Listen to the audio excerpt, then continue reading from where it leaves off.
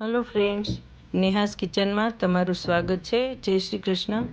तो आज हूँ बनाववानी छूं लीला मरचाનું અથાણું, જે બધાને ખૂબ જ ભાવે છે અને ખાસ કરીને મારા ઘરમાં બધાને તીખું અને તાજું અથાણું બધાને બહુ જ ભાવે છે। તો મેં 200 ગ્રામ લીલા મરચાં લીધા છે અને ધોઈ સાફ કરી અને ડીટીયા અલગ કરી લીધા છે અને વચ્ચેથી કટ કરી લેવાના છે।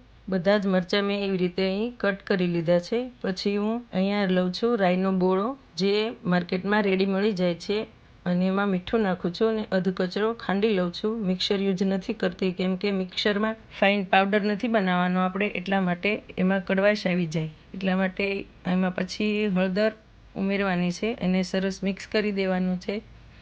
પછી એ બધો બોળો મરચાંની ઉપર નાખી દેવાનો છે અને પછી લીંબુ ઉમેરવાનું છે સ્વાદ પ્રમાણે। તો આ અથાણું બધાને ભાખરી સાથે, થેપલા સાથે, પરાઠા સાથે, બધાની સાથે બહુ સરસ લાગે છે અને ઇન્સ્ટન્ટ બની જાય છે।